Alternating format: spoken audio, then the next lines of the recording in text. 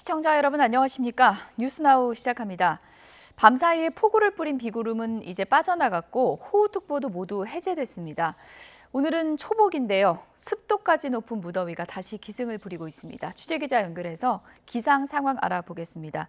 고한석 기자, 지금은 일부 지역에만 약한 비가 내리고 있죠? 네, 강원도 화천이나 경기 파주 등에 약한 빗줄기가 내리고 있지만 전국 대부분 지역에서는 비가 그쳤습니다. 지난 밤 사이에는 인천, 경기 북부, 강원 내륙을 중심으로 많은 비가 쏟아졌습니다. 서울 강북구에는 133mm, 경기 남양주에는 118mm, 강원 화천 광덕고개에도 109mm 안팎의 강수량이 기록됐습니다. 특히 인천 강화에는 한때 시간당 56mm, 파주에도 시간당 51mm의 폭우가 쏟아졌습니다. 비구름이 동해상으로 빠져나가고 비가 멈추면서 호우특보는 모두 해제됐습니다. 강원, 경북 동해안과 울릉도를 제외한 전 지역에서 강풍특보도 해제됐습니다.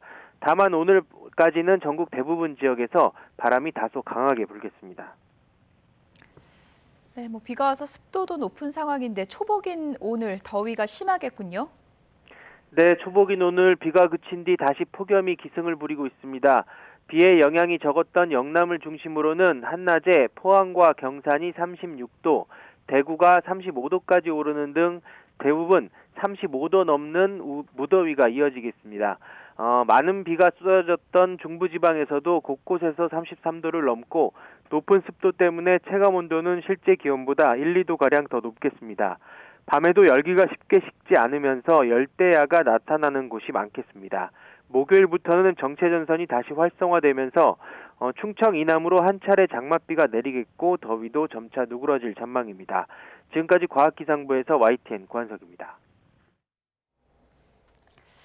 중부는 비가 많이 내렸지만 대구를 비롯한 남부 지역은 비도 거의 내리지 않고 찜통더위가 이어지고 있습니다. 초복인 오늘도 낮 최고 기온이 35도를 넘겠습니다. 이번엔 대구로 가보겠습니다. 네, 김근우 기자. 네, 대구 동성로에 나와 있습니다. 네, 며칠째 그야말로 찌는 듯한 무더위가 계속되고 있죠? 그렇습니다. 주말부터 시작된 무더위의 기세, 좀처럼 꺾일 기미를 보이지 않고 있습니다.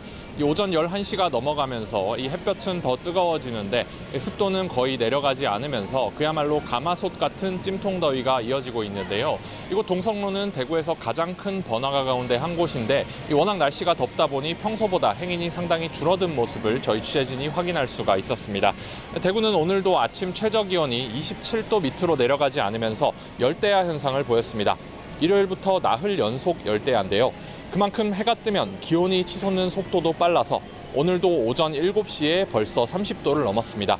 현재 대구와 경북 대부분 지역에는 폭염경보와 열대야 주의보가 내려져 있습니다. 낮 최고 기온이 대구는 35도, 포항은 36도에 달할 것으로 예보돼 있는데요. 대구와 경북 경주는 오전 10시 기준 기온이 벌써 34도를 넘었습니다. 수도권과 달리 비도 거의 오지 않아서 더위가 좀처럼 식지 않고 있습니다. 그나마 오늘은 비 예보가 있긴 하지만 양이 적을 것으로 보여서 더위를 식히기엔 역부족일 전망입니다. 며칠째 무더위가 이어지면서 온열 질환 대비에도 비상이 걸렸는데요. 지난 13일까지 전국의 온열 질환자가 842명으로 집계됐는데 이 가운데 경북에서만 85명이 온열 질환에 걸려 경기도와 서울에 이어 전국 세 번째로 많았습니다. 지자체는 특보 단계와 상관없이 언제든 폭염 중대경보가 내려진 수준의 대응 체계를 운영하면서 피해 예방에 주력하고 있습니다. 지금까지 대구 동성로에서 YTN 김근우입니다. 경기 연천군 임진강 비무장지대 남방 한계선 필승교 수위가 하천 행락객 대피 기준인 1m를 넘어서면서 대피경보가 발령됐습니다. 한강 홍수통제소에 따르면 오늘 아침 9시 기준으로 필승교의 수위가 1.08m를 기록했고 상승 추이를 보이고 있습니다. 어젯밤부터 북한에 많은 비가 이어진 만큼 북한이 임진강 상류 환강댐을 비운 것으로 추정되고 있습니다. 한국수자원공사는 필승교 인근 군남댐에서 방송을 통해 상류 수위가 높아지고 유속이 빨라지고 있다며 하천 주변에 있는 이들은 안전한 곳으로 대피하라고 안내했습니다. 네, 코스피가 숨가쁘게 급등락을 오가고 있습니다. 오늘 코스피가 개장과 동시에 가파르게 급등하면서 단숨에 7,000선을 되찾았습니다. 그제 그리고 어제와 전혀 다른 흐름인데요. 오늘 매수 사이드카까지 발동됐습니다. 취재기자 연결해서 시장 상황을 좀 알아보겠습니다. 오동건 기자, 오늘은 또 급등세네요? 네, 오늘 우리 증시는 급등세로 출발했습니다. 오늘 코스피는 어제보다 220.04포인트, 3.3% 오른 7082.91로 문을 열었는데요. 개장 이후 상승폭을 무섭게 키우더니 6% 넘게 오르며 7200선을 회복했습니다. 현재도 6%대 초강세 흐름을 팽팽하게 유지하면서 7300선에서 거래되고 있습니다. 삼성전자와 SK하이닉스 등 반도체주가 급등세를 이끌고 있습니다. 삼성전자 6% 넘게 올랐고 하이닉스는 10% 급등하며 이른바 200닉스를 회복했습니다. 간밤 뉴욕 증시에서 미국의 6월 소비자 물가 상승률이 시장 예상을 밑돌면서 금리 인상 우려가 완화됐고 나스닥 지수도 0.9% 상승했습니다. 특히 엔비디아와 마이크론 등 주요 반도체주가 일제 강세를 보인 것이 국내 반도체주에도 긍정적인 영향을 미친 것으로 풀이됩니다. 네, 코스닥도 800선을 회복했는데요. 오늘은 코스피와 코스닥 양 시장에서 모두 매수 사이드카가 발동이 됐죠. 그렇습니다. 코스닥은 어제보다 21.73포인트, 2.77% 오른 805.71로 출발하며 800선을 되찾았습니다. 이후 상승폭을 키우면서 코스피와 코스닥 양 시장에서 매수 사이드카가 잇따라 발동됐습니다. 유가증권시장에서 오전 9시 6분 41초부터 5분 동안 프로그램 매수 호가 효력이 정지됐습니다. 당시 코스피 200 선물지수는 전날보다 6.5% 오른 상태였습니다. 이어 코스닥 시장에서도 오전 9시 17분 14초부터 매수 사이드카가 발동됐습니다.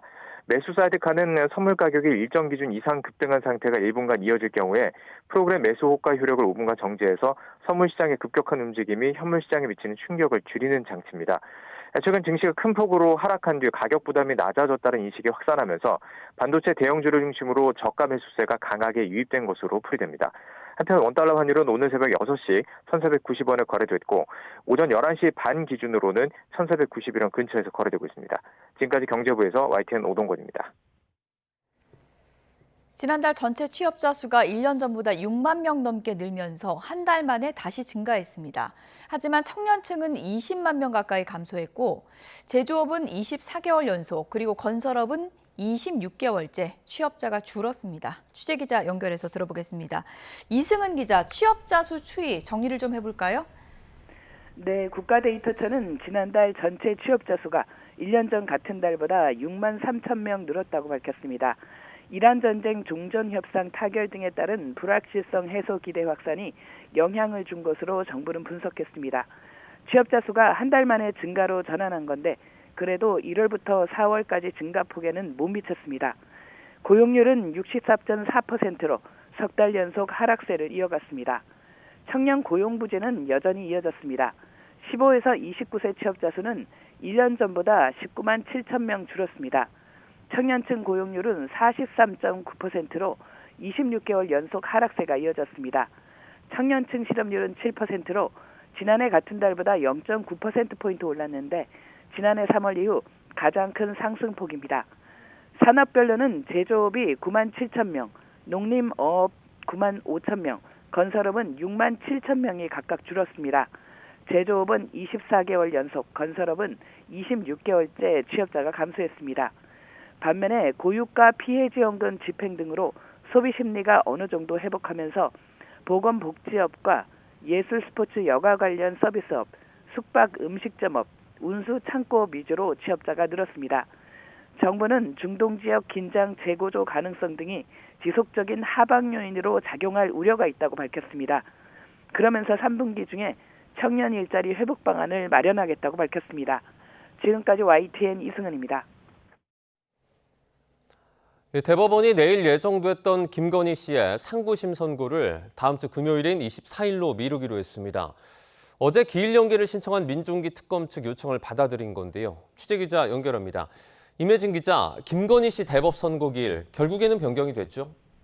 네, 당초 김건희 씨의 도이치모터스 주가 조작, 통일교 청착, 여론조사 무상수수 혐의에 대한 대법원의 최종 판단은 내일 오전 10시 15분에 나올 예정이었는데요. 특검이 어제 신청한 선고기일 연기를 대법원이 받아들이면서 다음 주 금요일인 오는 24일 오후 2시로 기일이 변경됐습니다. 특검 측은 최소 한 달 더 미뤄달라 요청했지만 그보다는 적은 8일 더 늘어난 건데요.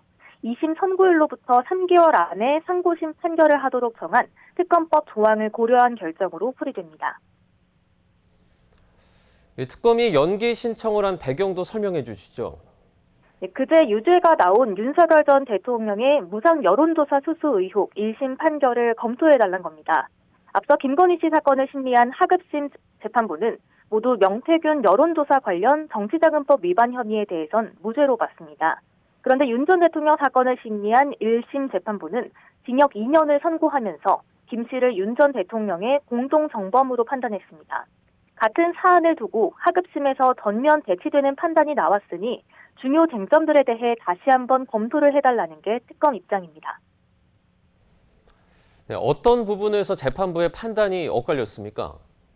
명태균 씨와 윤 전 대통령 부부 사이 사전 계약이나 지시가 있었느냐에 대한 시각이 갈렸습니다.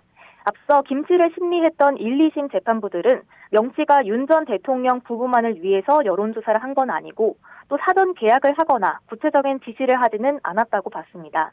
하지만 그제 윤 전 대통령을 심리한 재판부는 윤 전 대통령 부부가 여론조사 결과를 받아들 때 명 씨를 사무실이 아닌 집으로 부른 점 등을 근거로 이들 사이에 암묵적인 합의가 있었다고 판단했습니다. 같은 사건에 대해 재판부 사이 전혀 다른 결론이 나오면서 이 대법원 판단에 더 관심이 모이고 있습니다. 지금까지 YTN 임혜진입니다. 정치브로커 명태균 씨에게 여론조사를 무상으로 받은 혐의로 1심에서 실형을 선고받은 윤석열 전 대통령이 판결에 불복해 항소했습니다.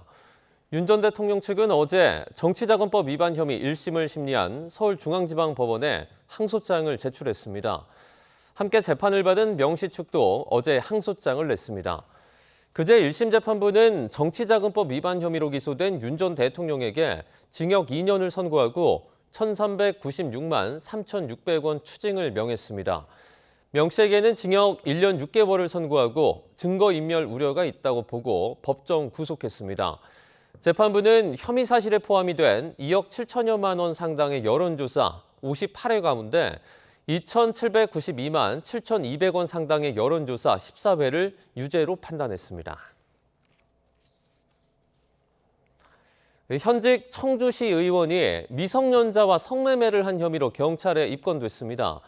경찰은 오늘 오전 청주시 의회와 해당 시의원의 주거지를 압수수색하며 강제 수사에 착수했습니다.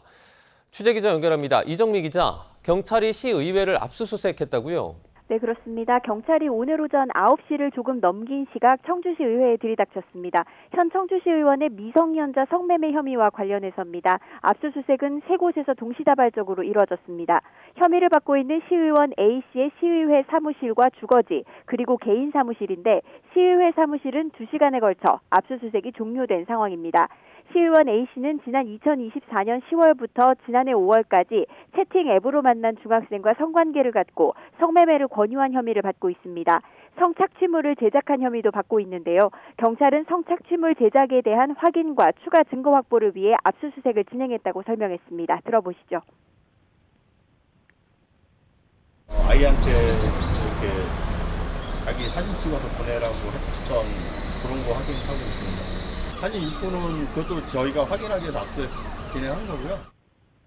피해자 부모의 신고를 받고 수사에 착수한 경찰은 A씨가 담배를 사준다거나 교제하자는 식으로 중학생에게 접근한 것으로 보고 있는데요. A씨는 한 언론과의 통화에서 아직은 수사 중인 상황이라며 억울하다는 입장을 밝힌 것으로 전해졌습니다. 하지만 경찰은 도주를 우려해 A씨를 출국 금지 조치했습니다. A씨는 지난 6.3 지방선거에서 국민의힘 소속으로 당선돼 청주시 의회에 입성했습니다. 지금까지 전국부에서 YTN 이정미입니다.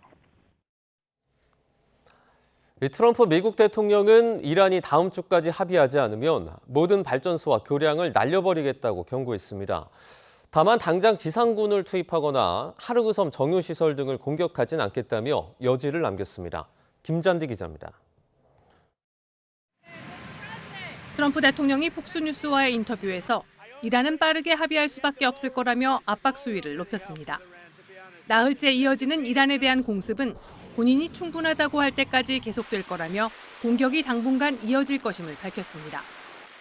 특히 다음 주에는 이란에 정말 끔찍한 상황이 닥칠 거라고 경고했습니다. 다음 주부터는 이란의 모든 발전소와 교량이 공격 대상이 될 것이기 때문이라고 설명했습니다. 당장 협상 테이블로 나와 합의하지 않는다면 이란의 모든 발전소와 다리를 파괴할 거라며 국가 핵심 시설까지 공격 범위를 확대하겠다고 했습니다. 인터뷰 전에도 이란의 협상단과 접촉했다며 합의하지 않으면 그 누구도 그 무엇도 남지 않게 될 것이라는 메시지를 분명히 전했다고 말했습니다. 이란도 합의를 원하고는 있지만 합의할 때마다 번번이 약속을 깨뜨려 왔다며 이제는 합의 외엔 다른 선택지가 없다고 재차 강조했습니다. 이란의 지상군을 투입할 가능성을 묻는 질문에는 필요하다면 고려할 수 있다면서도 그렇게 하고 싶지 않다고 답했습니다. 이어 지상작전이 필요할 때도 있지만 미국을 대신해 지상작전을 수행할 다른 사람들이 있다고 덧붙였습니다. 하르그섬 정유시설 공격이나 점령에 대해선 가능성을 배제하지는 않으면서도 그럴 것 같지 않다고 말해 여지를 남겼습니다. 트럼프 대통령은 이란과 전면전을 벌일 때도 발전소와 교량 공격을 예고했지만 실제 행동으로 옮기진 않았습니다. CNN 등은 트럼프 대통령의 국가 핵심 인프라 공격 위협이 처음이 아니라며 실제 전쟁을 확대하려는 의도보다는 이란을 협상 테이블로 끌어내려는 전술일 가능성이 높다고 평가했습니다. YTN 김지한대입니다. 미국의 해상 봉쇄 재개에 이란은 호르무즈 통제권 사수로 맞서고 있습니다. 이란 외무부는 전시 상황에선 호르무즈 해협을 이란이 완전히 통제할 것이라고 밝혔고 이란 의회는 통제권을 제도화하기 위한 법적인 절차에 착수했습니다. 박영진 기자입니다. 하메네이 전 최고 지도자 사망 이후 처음 열린 이란 의회의 공개 본회의는 새 지도부에 대한 충성과 미국에 대한 보복 의지를 확인하는 자리가 됐습니다. همه نمایندگان مجلس شورای اسلامی با پیامشون با رهبر عزیز پیمان می‌بندند. مرگ بر آمریکا. مرگ بر آمریکا. 이란 의회의 강경파를 중심으로 미국과의 종전 MOU는 끝났다는 성명이 나왔고 호르무즈 해협 통제권을 행사하기 위한 법제화 절차도 다시 시작됐습니다. 미국과의 무력 충돌 속에 이란 외무부 차관은 전시에는 호르무즈 해협을 이란이 완전히 통제할 것이라고 밝혔습니다. 이란 혁명수비대도 미국의 공격엔 더 강한 보복으로 맞서겠다며 미국의 공격은 호르무즈 재개방을 더욱 늦출 뿐이라고 경고했습니다. و عبور از مسیر مینگذاری شده را ترجیح دادند مورد اصابت قرار داد و از کار انداخت. 페제시키안 대통령은 미국의 공격을 규탄하며 동시에 내부 결속의 중요성을 강조했습니다. قدم اول اینه که باید وحدت انسجام داخلی حفظ بشه. هر کلامی، هر رفتاری باعث شقاق در جامعه بشه، قدرت ما رو کاهش خواهند داد. 최근 미국과의 충돌이 격화하면서 이란 내 온건파의 입지가 좁아지고 있다는 분석이 나오는 가운데 내부 분열을 막기 위한 메시지로 풀이됩니다. YTN 박영진입니다. 미국과 이란의 휴전 양해각서가 사실상 파기되면서 호르무즈 해협이 다시 걷잡을 수 없는 무력 충돌의 소용돌이로 빠져들고 있습니다. 중동 산유국들은 아예 해협 밖 안전지대에 새로운 항구를 짓고 육상 송유관을 뚫으면서 탈호르무즈 우회로 개척에 사활을 걸고 있습니다. 권영희 기자입니다. 검은 연기와 거대한 불길이 중동 최대 물류 항구인 두바이 제벨 알리항을 뒤덮었습니다. 이란의 타격으로 주요 항만 시설이 파손되면서 항구는 멈춰섰습니다. 석유 의존도를 낮추고 물류와 관광 허브로 도약하려던 두바이의 경제적 아킬레스건을 이란이 정확히 노린 겁니다. I think the Iranians have this idea by punishing the GCC countries, they can actually break them out of the coalition. Now, I think it has the opposite effect of them closing ranks and getting closer to the United States. 해협 안쪽 항구에 치명적 약점이 노출되자 아랍에미리트는 신규 항구와 터미널 건설을 본격화했습니다. 오만만과 맞닿은 해협 밖 푸자이라 해안 쪽입니다. 사우디아라비아 역시 홍해 연안을 잇는 1200km 길이의 거대한 동서 송유관을 통해 하루 400만 배럴의 원유를 육상으로 우회 수송하고 있습니다. They will probably look to diversify their trade routes. So, for example, for oil, potentially overland pipelines. For something like containers, expanding the ports that are outside of the Strait of Hormuz. 하지만 이란은 미국과 협력하는 아랍 국가들을 향해 호르무즈 해협 통제권을 쥐고 흔들며 노골적인 위협을 멈추지 않고 있습니다. تا زمانی که امریکایی تو منطقه هستن و تو این پایگاه هستن هیچ امنیتی دیگه در خلیج فارس وجود نخواهد داشت و همه کشورهایی که همکاری میکنن با امریکا در معرض خطر هستند. 대체 인프라가 완벽히 구축되기까지는 최소 1년 반 이상이 걸립니다. 그러나 대한 항로가 안정화될수록 해협 봉쇄를 무기로 삼아온 이란의 영내 협상력 역시 크게 약화될 수밖에 없습니다. 호르무즈의 덫에서 벗어나려는 산유국들의 치열한 대안 찾기가 전 세계 에너지와 물류 지도를 새롭게 그리고 있습니다. YTN 권영입니다. 이재명 대통령이 오늘부터 취임 이후 두 번째 정부 부처 업무 보고를 받고 있습니다. 이 대통령은 3년 11개월의 남은 임기가 더 중요하다며 보고 대상 부처에 철저한 정책 집행을 당부했습니다. 청와대 연결해서 자세한 소식 들어보겠습니다. 정인용 기자, 주요 내용 정리해 주시죠. 네, 이재명 대통령은 오전 10시부터 청와대 영빈관에서 재정경제부와 국가데이터처, 금융위원회와 기획예산처로부터 업무 보고를 받고 있습니다.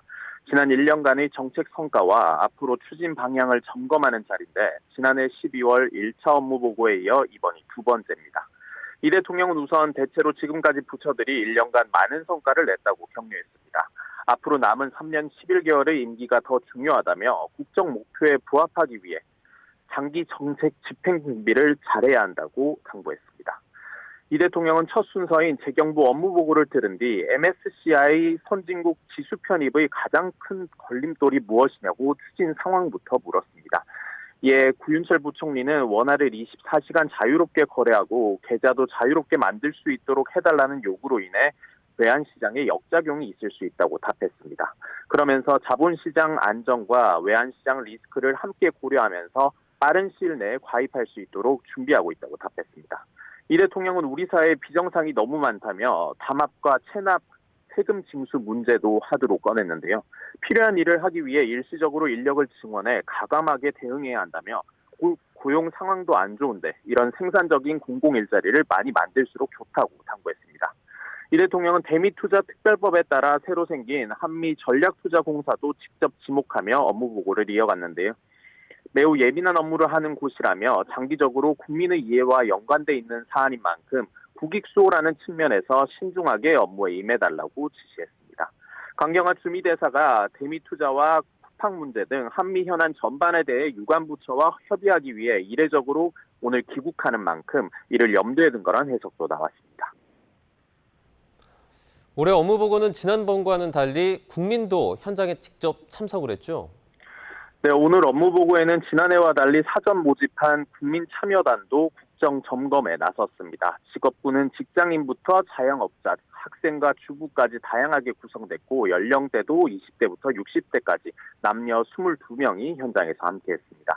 우선 상법 개정 등 여러 주주 가치 제고 조치에도 주주총회 현장은 크게 바뀌지 않는 것 같다는 질의가 우선 나왔는데요.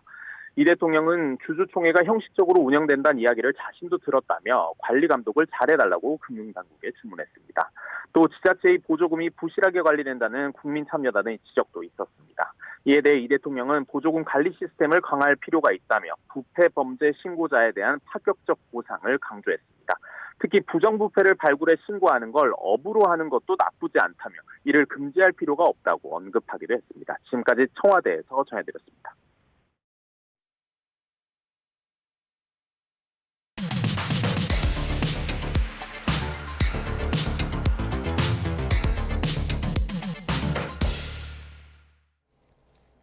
네, 각이 살아있는 정치평론 시사정각 시작하겠습니다.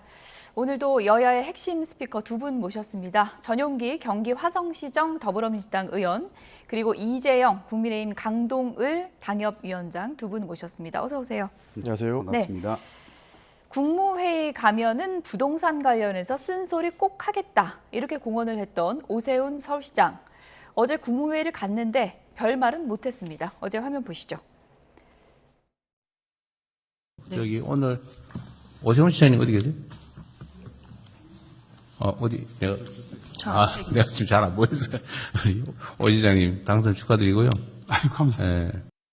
정리님 저 서울시장 말씀 좀 드려도 될까요? 지금 이 건은 그냥 국민 대토론회가 있으니까요. 그냥 요건으로 넘기면 좋겠습니다.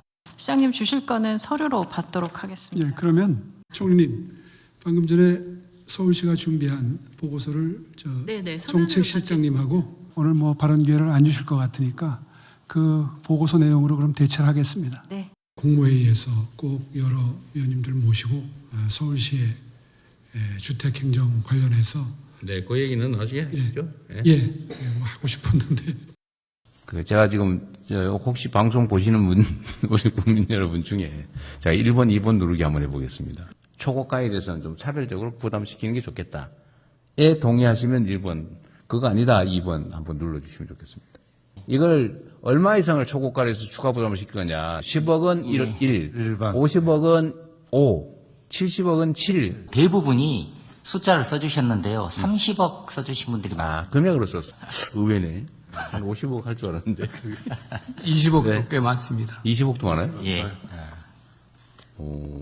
그거 하면 우리 큰일 날 것 같은데. 네, 제가 드릴 말씀은 없는 것 같습니다. 여기 20억 넘어요? 집 없어, 이제. 마지막에 집 팔렸다 이 얘기까지 이재명 대통령이 했는데 먼저 오세훈 시장 얘기부터 좀 해보겠습니다. 어제 사실 국무회의 지방선거 이후 처음 간 건데 바라보는 이재명 대통령 마음도 편치는 않았을 것 같습니다. 뭐 꼭 그렇지는 않을 겁니다. 왜냐하면 국무회의에 참석한 오세훈 시장도 이재명 대통령이 불편한 마음으로 보시지는 않았을 거라고 저는 생각하거든요. 그렇기 때문에 마치 정치적 이유 때문에 서울시나 국가 전체를 담당하시는 대통령과의 관계가 그렇게 소원하지 않을 거라는 생각은 가지고 있습니다. 다만 국무위원회에서 이야기하지 못한 부분은 아쉬운 부분이 있습니다만 현행 제도가 기본적으로 배석자이기 때문에 배석자가 이렇게 발언권을 얻기 위해서는 발언권을 신청해야 되는 상황이 있거든요. 그래서 발언권이 아무래도 이 회의 진행 여부에 따라서 판단되는 부분이기 때문에 얻지 못한 부분에 대해서는 지적이 있는 것 같습니다. 그래도 좀 지방선거가 살짝 좀 생각나지 않았을까 싶긴 한데. 뭐 아무래도 마음속에서는 없겠습니까? 그런데 한성숙 총리께서 이 회의 진행과 관련해서 먼저 서면으로 받겠다라고 말씀 주신 거는 비단 선거의 유불리 싸움 때문만은 아닌 것으로 저는 읽고 있습니다. 뭐 야권에서는 이틀막이냐. 그래도 1000만 서울 시민을 대표하는 서울시장인데 부동산 정책 관련해서 얘기를 좀 들어봤어야 되는 거 아니냐. 이런 아쉬움을 토로하는 의견도 있는 것 같습니다. 이번 지방선거에서 드러났죠. 부동산 정책에 대한 시민들의 불안감이 매우 높다. 그것이 이제 선거에서 반영이 됐는데 사실 그 부동산 하면은 가장 우리가 신경 써야 되는 지역이 결국엔 서울이잖아요. 그럼 서울에서 부동산 정책을 이끌고 있는 서울시장에 대한 뭐 예의는 둘째 치더라도 의견은 수렴했어야 되지 않나 이런 생각이 듭니다. 그리고 이재명 대통령께서는 어제 사실 굉장히 좋은 기회를 전 놓쳤다고 생각을 해요. 왜냐하면 지금까지 한 1년 지나면서 본인 스스로가 얘기했던 게 이제 실용 정치, 그다음에 외연 확장 이런 얘기를 많이 하셨잖아요. 그러면서 우리가 외연 확장을 한다면서 뭐 사실 보수 진영에 있던 사람들 등용하기도 하고 그게 실패로 돌아가기도 했지만 그런 취지에서 보면은 어제 국무회의에서 어찌 보면 대한민국의 가장 큰 이슈일 수도 있는 정책 이슈인 부동산에 대해서 서울시장과 물론 이게 반대 진영이 있어서 불편할 수는 있지만 그 의견 수렴하는 모습을 보였다면은 오히려 국민들이 봤을 땐 이재명 대통령이 진짜 실용적인 정치를 하려고 하나 보다 뭐 이런 생각을 했었을 것 같은데 그 기회를 놓친 것이 저는 매우 아쉽게 생각이 듭니다. 네, 답변에 잠시만요. 지금 속보관까지 들어와서 이 속보를 좀 전해드리고 내용을 좀 이어가도록 하겠습니다. 여고생 살인범 장윤기 사건 관련해서 지금 속보가 들어왔습니다. 네, 경찰 특수단의 중간 발표가 오늘 있었고요. 구속된 광산경찰서 강력팀장 오늘 검찰에 이제 송치가 됩니다. 강력팀장의 폭로도 지금 속보로 들어왔는데 윗선에서 스토킹 살인을 연결 말라 이렇게 지시를 했다. 그러니까 본인이 판단한 게 아니라 윗선의 지시가 있었다. 그 윗선이 어딘지는 지금 정확하게 나오지 않고 있는데 윗선에서 지시를 했다라는 폭로를 했다는 속보도 들어왔습니다. 그리고 전 광산경찰서장 형사과장을 직권남용 혐의로 피의자 입건했다라는 속보도 들어왔고요. 그리고 수사경찰과 장윤기 부친 간의 12차례 통화를 확인했다라는 내용도 포함이 됐습니다. 그리고 성폭행 목적을 입증할 CCTV 보고서가 조작되거나 삭제하라는 지시가 있었다는 점도 확인이 됐습니다. 그러니까 단순 살인이냐 아니면 성폭행을 목적으로 했던 살인이냐 이 부분을 판단하는 것이 상당히 좀 주요했고요. 그리고 장윤기 부친이 증거인멸하는 것을 광산경찰서 팀장이 도왔다. 이런 의혹이 지금 일고 있는 상황인데요. 오늘 구속된 강력 팀장이 검찰로 송치가 되는데 강력 팀장이 이런 폭로를 했습니다. 윗선에서 스토킹과 살인을 연결하지 말아라. 이런 지시가 있었다는 내용입니다. 잠시 뒤에 더 구체적인 내용이 들어오는 대로 다시 한번 정리해서 전해드리도록 하겠습니다. 네, 이재영 당협위원장도 그래도 서울시장에게 발언 기회를 줬어야 되는 게 아니냐라고 하는데 이렇게 언론에 이제 기사가 많이 나오면 다음 국무회의 때는 발언 기회 줄까요? 어떻게 보십니까? 근데 하나 정정해야 될 게 이야기를 안 듣는 것은 아닙니다. 예. 이야기를 말씀 주셔야 됐었고 그리고 관련된 서울시와 관련된 이야기들은 서면으로 대체할 수 있는 상황까지 만들어 주셨습니다. 예. 그리고 CG에서는 안 나왔지만 이재명 대통령께서도 왜 재개발 재건축의 속도가 나지 않느냐라는 취지의 말씀도 하셨거든요. 예. 그렇기 때문에 서울시의 의견은 충분히 들을 수 있었다. 예. 그래서 서울시의 의견을 일부러 배제한 것이 아니라 서면으로 대체해서 이 의견을 들었다라고 볼 수 있는 것이고요. 추가적으로 실제 오세훈 시장이 지금 집권을 또 하고 있지만 재개발 재건축이 몇만 호 공급됐는지는 구두로 듣는 것보다 서면으로 듣는 게 더 확실한 것이고 사후 대책을 만드는 데에도 더욱 명확한 근거가 될 것이기 때문에 서면으로 요청하고 그것이 검토된 이후에 의견을 나누는 것이 오히려 더 일의 속도를 올리는 것에 도움이 될 것이라고 저는 판단했을 거라고 보고 있습니다. 네, 초고가 1주택 보유 부담 늘리는 문제와 관련해서는 앞서도 영상에서 이제 보신 것처럼 이재명 대통령이 이제 유튜브를 보면서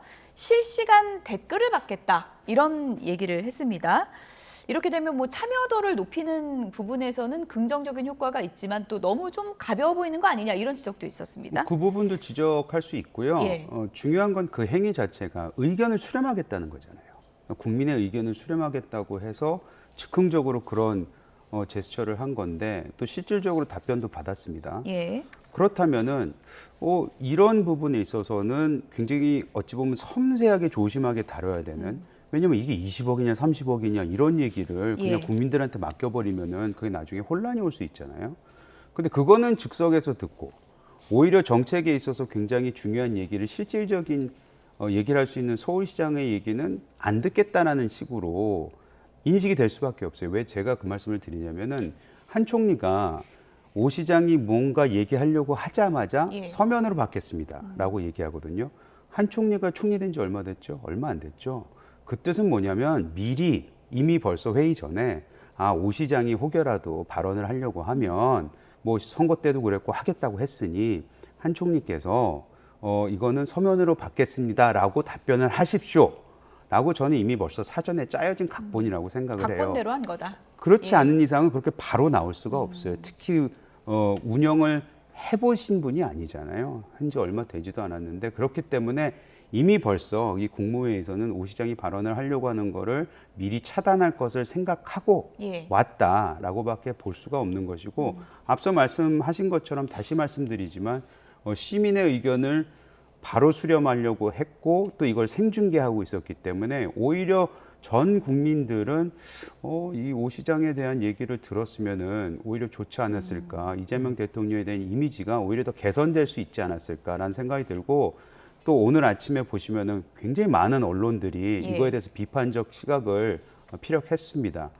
그렇기 때문에 다음에는 국무회의 때 오 시장이 이 최소한 부동산 문체만큼은 발언을 할 수 있을 때 그게 좀 열띤 아니면 최소한 몇 마디라도 오가는 그런 토론 같은 모습을 보여줬으면 좋겠다는 생각이 듭니다. 충분히 그 말씀은 이해를 하겠습니다만 참석자와 배석자는 명확한 차이가 있는 것이죠.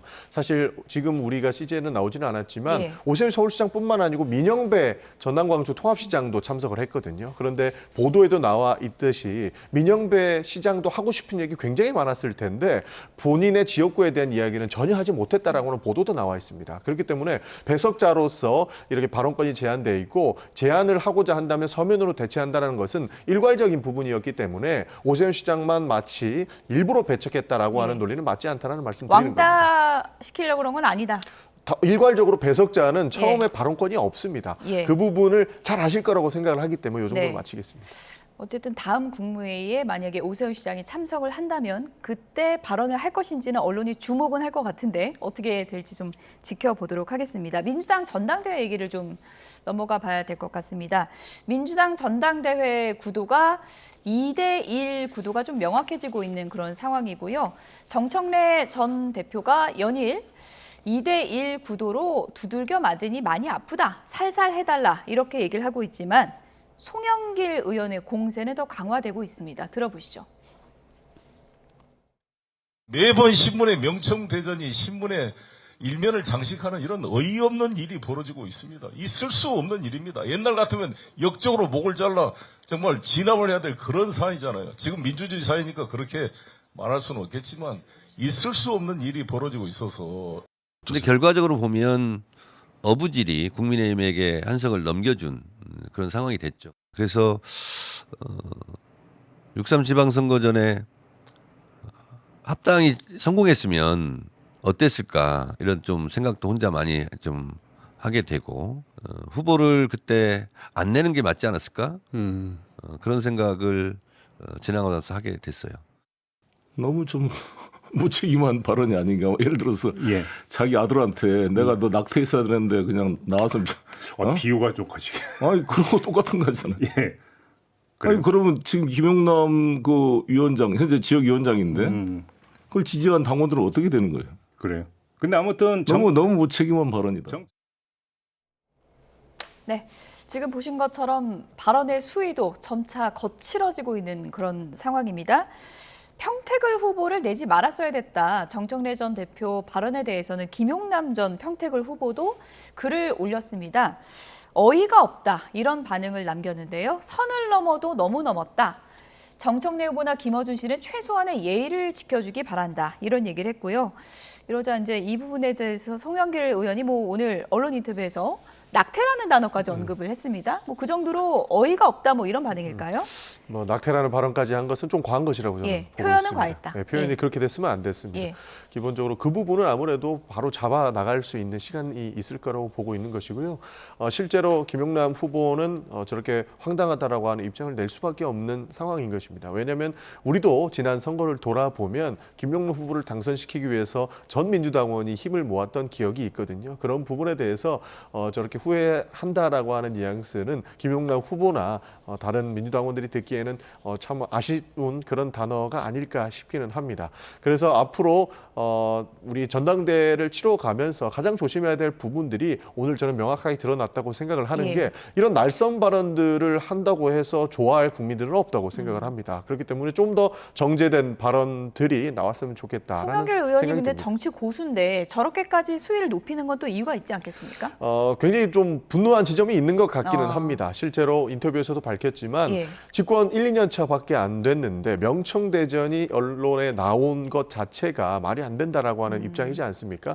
실제 정청래 대표는 이재명 대통령을 성공시키기 위해서 많은 노력을 하고 있다라고 밝히고 있는데 언론은 사실 갈라치기 한다라고 하는 비판도 함께 받고 있거든요. 그렇기 때문에 이런 부분들을 해소시키는 것이 이번 전당대회의 큰 키가 될 것이다라고 저는 보고 있습니다. 역적으로 처형됐을 일이다. 예전 같으면 송영길 의원이 이렇게까지 얘기를 했거든요. 이거는 거의 민주당에서 나가야 된다 이런 분위기까지 느껴지는데 발언 수위를 어떻게 보십니까? 뿐만 아니고 지금 여기에 나오신 분들이 몸은 지금 대한민국에 살고 있는데 생각은 거의 조선시대에 살고 있다. 이런 생각이 들어요. 왜냐하면 이 부분도 당연히 문제가 될 만한 발언이지만 요즘에 민주당에 적통 논란이 많잖아요. 그러니까요. 요즘에 적통 논란을 누가 따집니까? 그런 것만 보더라도 이분들이 기득권을 지키기 위해서인지 아니면 과거에 그렇게 강한 진짜 왕권 시대를 다시 돌아갔으면 좋겠다고 얘기를 하는 건지 도대체가 이 정당에서 일어나고 있는 당권 경쟁에 있어서 국민들한테 보여줄 수 있는 이 수준인지 의식이 과연 어디가 있는지 이분들이 민주화 운동을 했고 민주주의에 대해서 얘기는 하시지만 그건 진짜 입에서만 나오는 말이지 마음과 머리는 거기에 가 있지 않다 이런 생각이 좀 많이 들어서 걱정이 됩니다. 왜냐하면 지금 민생이 굉장히 어렵고 사실 주식시장 보면은 이게 뭐 올라갔다 내려왔다가 무슨 사이드카하고 무슨 발동이 이렇게 많이 걸리는지 완전히 거의 도박판이 아니냐 이런 얘기까지 나오고 있는 상황인데 민주당이 정부와 함께 힘을 합쳐서 어떻게 민생을 챙겨야 될지에 대한 얘기보다는 이런 곳에서 좀 소모되고 있는 부분들, 정치적 그 캐피탈이 저는 그 부분이 굉장히 안 좋게 보여지고요. 다만 이제 송영길 전 대표가 이렇게까지 강하게 나오는 거는 이분이 과연 페이스메이커를 하려고 하는 건지, 왜냐하면 그런 얘기가 있었으니까, 아니면 내가 좀만 더 열심히 하면은 당선도 될 수 있겠다.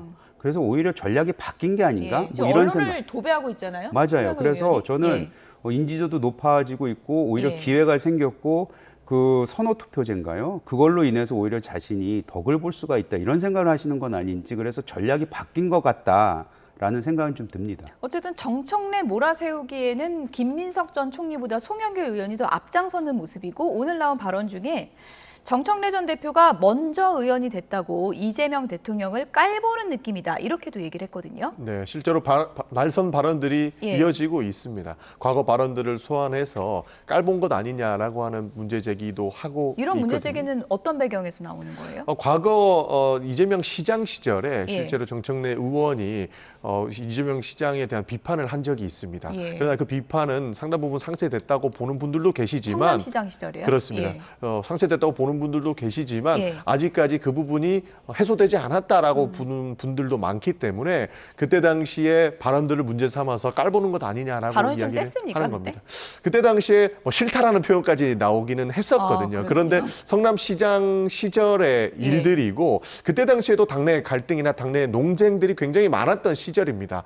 그러나 지금 이 상황과 비유해서 우리가 연결 짓기에는 어려운 부분이 있기 때문에 이 부분의 비유도 충분히 참 논쟁거리로 남아있는 상황이기는 하다라는 말씀까지 드리겠습니다. 전혀 근거 없는 얘기는 아니다. 개인적으로 그렇게 보시는 거군요. 과거에 그런 발언들이 있었거든요. 그러나 지금의 이 갈등설과는 전혀 다른 맥락이었습니다. 과거 한 10몇 년 전에 있었던 발언들을 소환해서 먼저 의원이 됐다고 깔본다라고 한 이야기는 아예 맥락이 없는 내용은 아니지만 그렇다고 해서 지금과 연계되는 내용도 아닙니다. 그래서 이 적통 논쟁들이 지속적으로 아마 이어갔을 때는 더욱 우리 민주당이 갈등과 분열하는 양상만 보일까 봐 하는 걱정이 앞서기는 하는 부분입니다. 정청래 전 대표 지금은 뭐 이심정심 이런 걸 내걸고 있기 때문에 그때와 지금은 좀 다른 느낌이긴 한데, 어쨌든 친청계에서는 명청대전이라는 말을 상당히 좀 경계하고 있습니다. 친청 최민희 의원은 이번 전대를 이렇게 불러보자라고 제안을 했는데, 이름하여 섞길래 대전입니다.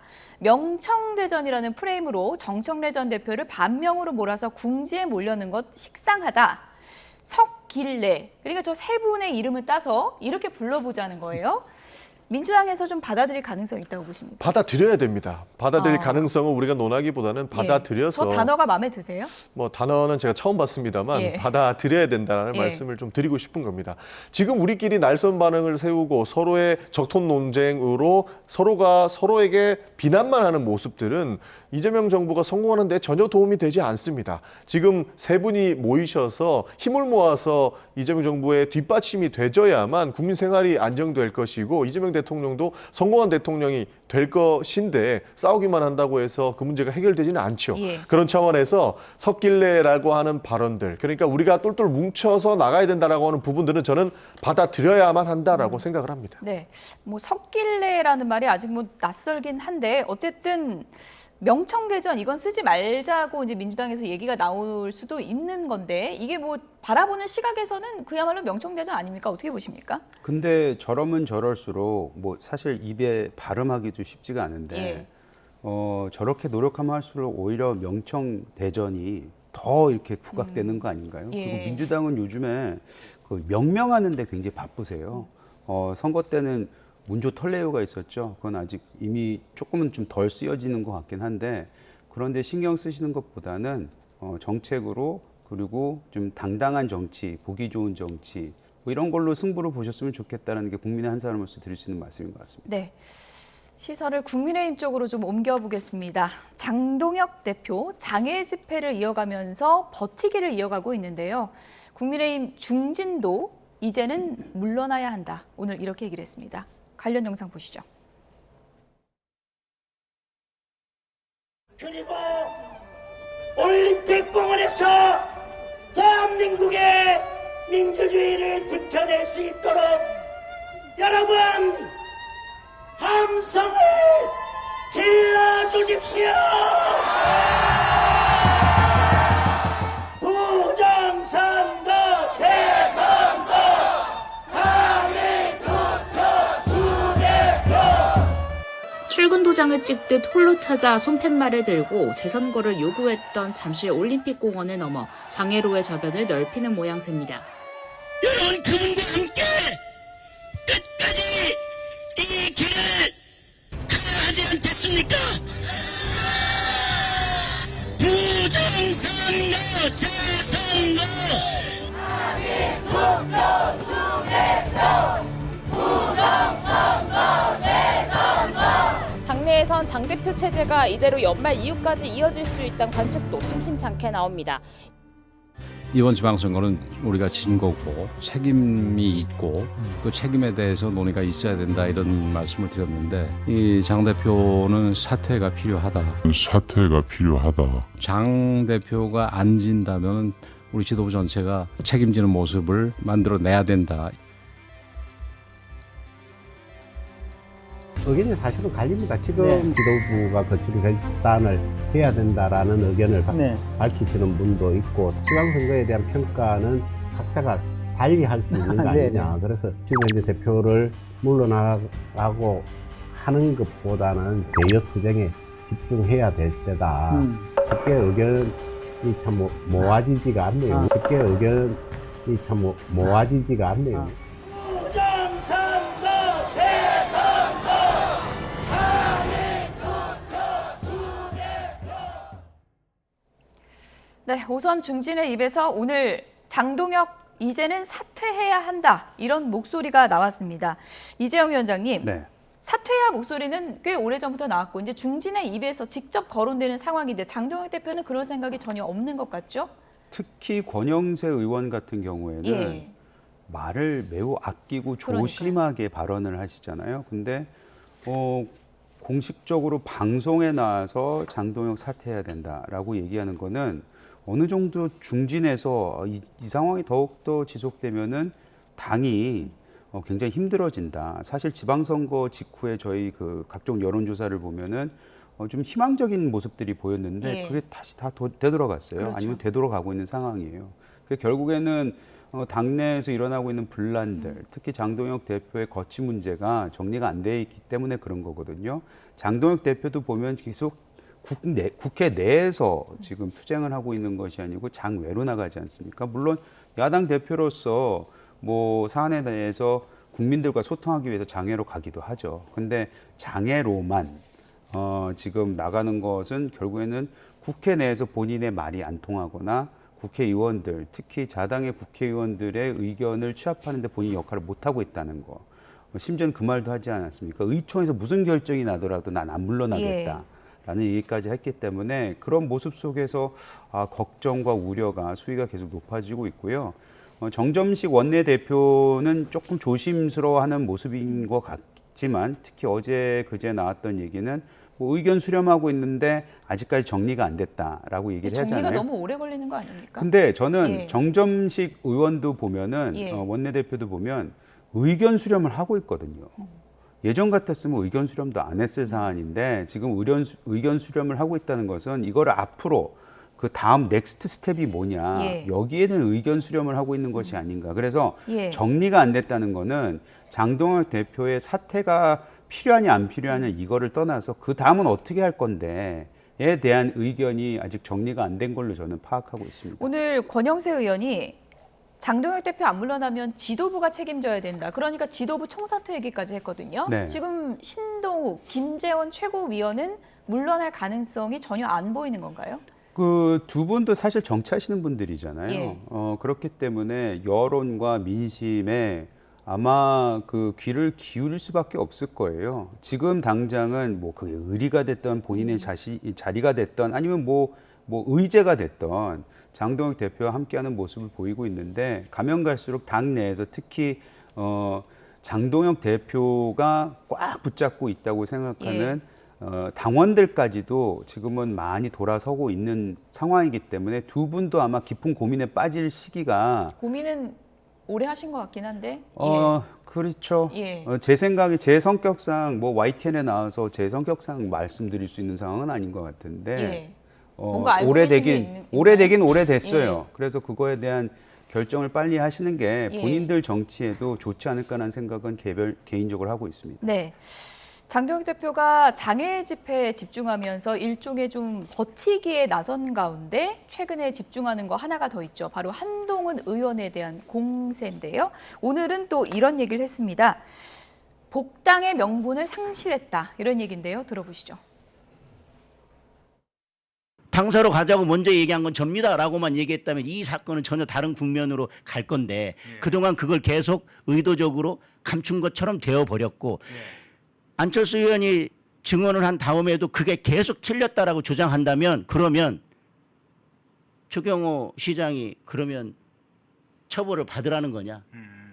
법적으로 어떤 의미를 가지는지 알고 있지 않느냐. 그러면 국민의힘을 내란 정당으로 몰아서 국민의힘을 해산시키겠다는 거냐. 그걸 바라는 거냐. 그러면 국민의힘을 내란 정당으로 만들겠다. 나 혼자 살고 그동안 한동훈 전 대표의 복당을 그래도 응원하던 원내 의원님들도 이제 한동훈 대표의 복당에 대해서 언급할 만한 저는 명분을 상실했다. 그 어떤 기반도 이제는 남아있지 않다. 저는 그렇게 생각합니다. 네. 계엄의 밤을 놓고 안철수 의원과 한동훈 의원이 공방을 벌이고 있는데 장동혁 대표가 오늘 참전을 했습니다. 그러니까 한동훈 의원이 자기 하나 살자고 추경호 그리고 국민의힘을 사지름 온 거 아니냐 이 얘기거든요. 어떻게 들으셨습니까? 뭐 저는 저 말은 맞다고 봅니다. 맞다고 기본적으로 보십니까? 네, 그 당이라고 하는 것 자체가 함께 목적을 가지고 달려가는 그런 동지들 아니겠습니까? 예. 그런데 실제 한동훈 대표는 나는 문제 없고 내가 계엄 막았고 다른 사람들은 그러지 않았다라고 하는 취지의 이야기들을 계속 저는 했다고 생각을 합니다. 기본적으로 장동혁 대표도 아마 그 계엄의 날에 표결에 참여하지 않았다면 저런 말씀하기가 좀 어려웠을 텐데 실제 본회의장이 있었던 것으로 저는 그렇죠. 기억을 하거든요. 본회의장에 있었고 표결도 했죠. 그렇습니다. 그때는 친한계였으니까요. 그렇습니다. 예. 그러니까 친한계고 아니고 관계없이 계엄의 날에 그날의 상황을 정확하게 기억하신 분 중에 한 명이라고 저는 보기 때문에 예. 한동훈 대표가 내가 계엄을 막았다라고 이야기하는 부분에 대해서는 동의하기 어려웠을 겁니다. 아마 국민의힘 의원님들도 표결에 참석하지 못했던 것은 그날 밤의 혼란 때문이라고 저는 생각을 하거든요. 그렇기 때문에 마치 본인의 리더십만이 이 계엄을 막을 수 있었다라고 이야기하는 것 자체가 어불성설이다라고 하는 측면에서 장동혁 대표가 하신 말씀을 저 부분은 저는 충분히 맞다고 봅니다. 예. 그리고 과거 조금만 더 떠올려 보면 이미 한동훈 대표도 지도자로서 리더로서 당 대표까지 지내신 분이거든요. 그때 총선에서도 처참한 패배를 이미 한번 경험했습니다. 그렇기 때문에 원내에 계신 의원님들도 한동훈의 정치 스타일과 리더십을 한번 경험했다라고 하는 측면에서 장동혁 대표가 저렇게 말하는 것은 일리가 있다라고 생각을 합니다. 예, 사실 뭐 계엄 표결 방해를 누가 했느냐 이게 이제 핵심적인 내용이고 안철수 의원, 뭐 한동훈 의원 그날의 상황을 놓고 옥신각신했는데 장동혁 대표도 아마도 이제 본회의장에 있었고 표결도 했기 때문에 그날의 상황을 정확히 알고 있는데 한동훈 의원 같은 경우에 이제 복당을 이제 시도하는 상황에서 자꾸 좀 적이 늘어나는 게 아닌가 이런 또 시각도 있는 것 같습니다. 저런 상황에서 본인이 어떤 이제 정당이라든지 이런 조직을 이끌려면은 내가 어떻게 했어도 뭐 방법이겠지만 예. 사실 정치판에서는 우리가 함께했다. 뭐 이렇게 얘기하면 훨씬 더 좋을 것 같아요. 근데 그걸 못 하고 계시네요. 그래서 그런 부분은 저도 굉장히 안타깝게 생각을 합니다. 그리고 저는 전용기 의원 말이 맞다고 생각해요. 그날의 그 혼란스러움 속에서 국민의힘 대다수 의원은 이거를 투표를 해야 되는데 예. 이것이 도대체 어떤 상황인지에 대해서 아마 고민이 아니고 혼란스러웠을 거예요. 왜냐하면 그 당시만 해도 그래도 우리가 뽑은 대통령인데 정상적인 생각을 하고 있었겠지라는 생각은 했을 거 아니에요. 그러면 도대체 왜 대통령이 계엄을 선포했는지에 대해서 알고 싶었을 겁니다. 그런 상황 속에서 이게 일어난 일인데 예. 그것을 그러면 계엄 그 해제 투표에 참여하지 않았다고 국민의힘 모든 의원들을 계엄에 동조한 세력이라고 몰아세우고 하는 것 자체가 굉장히 억울하고 어찌 보면은 그래 그때 내가 했었어야지라는 후회는 할 수 있지만 예. 그 상황 속에 있었던 사람은 또 변명 아닌 변명할 수 있는 부분들이 있거든요. 예. 그 속에서 한동훈 대표가 전 대표가 나만을 지칭하는 것은 제가 했습니다라고 얘기하는 것은 국민의힘 의원들한테는 매우 아쉬운 점이 남지 않을까라는 생각은 드네요. 네, 간략하게요. 제가 한쪽으로 내용이 좀 치우칠 수 있어서 질문을 좀 드리는 건데 어쨌든 뭐 친한계 입장에서는 안철수 의원의 증언이 마치 한동훈 의원이 표결을 방해한 것처럼 느껴질 수 있기 때문에 이제 반박을 한 것이고 이 부분과 관련해서 이제 친한계에서는 안철수 의원이 이렇게 계속 도발을 하는 것이 결국은 당권 때문 아니냐, 그 야욕 때문 아니냐 이렇게 반문을 하고 있거든요.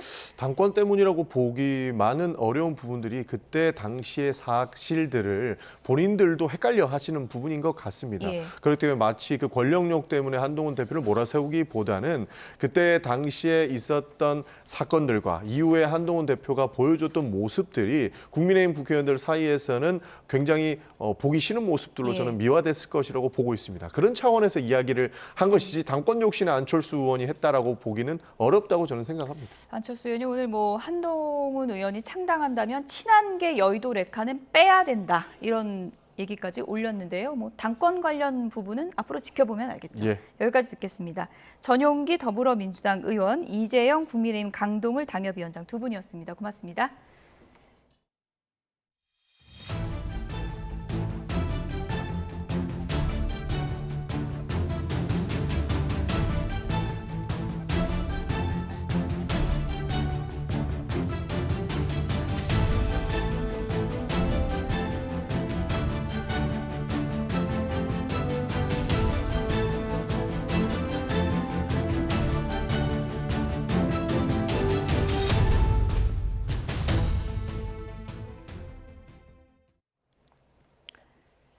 네, 경찰청 국가수사본부 특별수사단이 광주 여고생 살인사건 부실수사 의혹에 대한 중간수사 결과를 발표했는데요. 내용 들어보겠습니다. 네, 경찰청 국가수사본부 장윤기 사건 관련 진상규명 특별수사단 단장 오동욱입니다. 먼저 사건의 실체적 진실을 밝혀야 할 수사 담당자가 도리어 범행의 증거물을 은닉함으로써 피해자와 유가족에게 씻기 힘든 상처를 드린 점 깊이 사죄드립니다.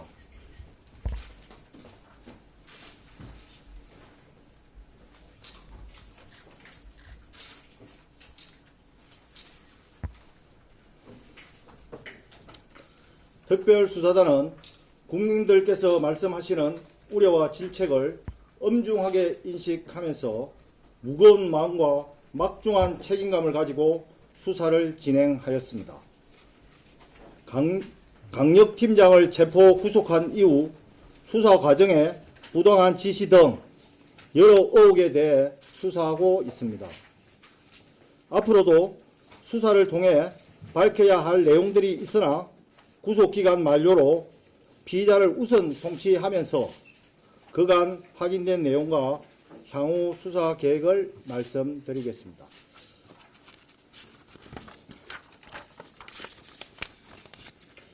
수사 착수입니다. 광주경찰청은 장윤기 사건과 관련한 여러 의혹이 언론에 제기된 직후 장윤기 담당 수사팀을 상대로 사실관계를 파악하던 중 일부 서류가 검찰에 추가 송부되지 않는 사실과 수사 서류에 기재된 케이블 타이가 압수되지 않는 등 수사 과정에 문제가 있음을 알게 되어 수사에 착수하였습니다. 특별수사단은 이번 사안의 중대성을 고려하여 최초 22명 규모의 수사전담팀을 구성한 후 현재 총 41명 규모로 확대 편성하였습니다. 특별수사단은 해당 광역팀장과 광역팀원 등 18명을 상대로 38회 조사 진행하는 한편 광주경찰청 청장실, 광산서장실 등 총 7개소를 압수수색하고 통신, 계좌 추적 등 광범위하고 다각적인 수사를 진행하였습니다. 금일 담당 광역팀장을 증거 은닉, 직권남용 권리행사 방해, 직무유기 혐의로 검찰에 구속 송치하였으며 당시 사건 수사를 지휘하였던 전 광산경찰서장, 전 광산서 형사과장 등을 직권남용, 권리행사 방해 등 혐의로 입건하고 강력팀원 1명을 공무상 비밀누설 혐의로 입건하여 수사 중입니다. 구속된 강력팀장의 범죄 혐의는 보도자료로 대체하겠습니다. 혐의 판단의 근거입니다.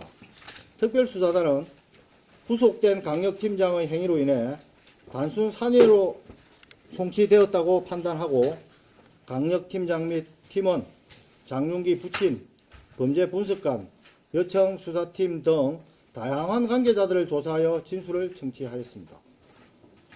구속된 강력팀장은 압수되지 않은 증거들에 대해 살인의 주요 증거가 아니라고 판단했다. 영상 삭제를 지시한 적 없다는 취지로 혐의를 부인하였으나 수사에 참여했던 강력팀 직원들은 피의자의 지시와 판단에 따라 리얼돌, 케이블 타이 등을 압수하지 않았고 피의자가 현장 촬영 영상을 삭제하라고 지시하였으며 범죄와 관련될 만한 수사 사항을 기재하지 못하도록 하면서 현장 감식 결과 보고서나 현장 영상을 검찰에 추송하지 못하도록 했다고 진술하였습니다. 결국 최종적으로 강간살인죄가 적용되지 못하는 결과가 발생하여 피의자에 대해 직권남용, 직무유기, 증거언익 혐의를 적용하였습니다. 범행 동기입니다. 구속된 강력팀장은 리얼돌, 케이블 타이 등 증거가 살인의 주요 증거는 아니라고 판단하여 누락하였다고 주장하면서도 윗선에서 스토킹과 살인사건을 연결시키지 못하도록 지시했다고 진술하였습니다. 강력팀장 및 팀원들과 장윤기 부친 간에 12차례 전화통화한 사실이 확인되고 수사상 비밀을 전달받았지만 법률 적용 등을 부탁하였는지 금전적인 대가가 오갔는지 여부는 계속 확인하겠습니다. 강력팀장이 장윤기 사건 봐주기 의혹 중간 수사 결과 발표 전해드렸습니다. 지금 수사 라인이 줄줄이 입건되는 상황인 것 같은데요. 추가 소식 이어지는 뉴스에서 또 전해드리겠습니다. 네, 대법원이 김건희 특검의 요청을 받아들여서 김건희 씨의 도이치모터스 주가 조작 의혹 등 상고심 선고를 연기했습니다. 대법원은 오늘 16일 오전으로 예정돼 있던 김 씨의 도이치모터스 주가 조작과 통일교 청탁, 이른바 명태균 게이트 의혹에 대한 선고 기일을 오는 24일 오후 2시로 다시 지정했습니다. 앞서 특검은 지난 13일 선고된 윤석열 전 대통령의 정치자금법 위반 사건의 판결 내용을 반영한 추가 의견서를 제출하기 위해서 대법원에 선고 기일 연기 신청서를 냈습니다. 지난 6.3 지방선거 결과에 소청을 제기한 충북 충주시장 선거 재검표가 오늘 진행됩니다. 지방선거 이후에 전국에서 처음으로 재검표가 이루어지는 건데요. 취재기자 연결해서 자세한 내용 알아보겠습니다. 우승훈 기자, 충주시장 선거 재검표 오늘 진행이 되죠? 네, 충청북도 선거관리위원회는 오늘 충북 충주시장 선거에 대한 재검표를 진행합니다. 오전 10시 반부터 충주시 선거관리위원회에서는 충주시장 선거용지 분류 작업을 진행했고 조금 전인 12시 10분쯤 선관위에서 투표함을 가지고 나왔습니다. 반출된 투표함은 한국교통대학교 체육관으로 옮긴 뒤 오후 1시쯤부터 재검표에 들어갑니다. 재검표는 이번 6.3 지방선거에서 낙선한 더불어민주당 맹정섭 후보가 무효표 처리에 대한 이의를 제기하면서 충북도 선관위가 맹 후보 측의 요청을 받아들여 실시하게 됐습니다. 충북 충주시장 선거는 124표, 0.11%포인트 차이로 당락이 갈렸는데요. 무효표 수가 당락 격차의 18배인 2277표에 달하는 것으로 파악돼 무효표 처리에 대한 부분을 집중적으로 확인하게 될 것으로 보입니다. 재검표에서는 투표지 분류기 없이 10만 8천여 장의 투표지를 모두 수작업으로 확인하게 됩니다. 선관위는 이르면 오후 6시쯤 재검표에 대한 결과가 나올 것으로 예상했는데요. 소청을 제기한 맹 후보 측은 선관위에 개표 당시 CCTV 영상과 개표기 이미지 스캔 파일 공개를 요구하기도 했습니다. 세 자릿수 표차가 뒤집히는 게 현실적으로 불가능하다는 이야기도 나오고 있지만 재검표를 통해 당락이 뒤바뀌게 되면 선거관리 시스템에 대한 불신과 개선 요구가 전국적으로 확산할 가능성도 있습니다. 경찰도 사안의 중대성 등을 고려해 투표지가 반출되는 충주시 선관위와 한국교통대 재검표 현장에 기동대를 배치해 만일의 사태에 대비하고 있습니다. 지금까지 전국부에서 YTN 오승훈입니다.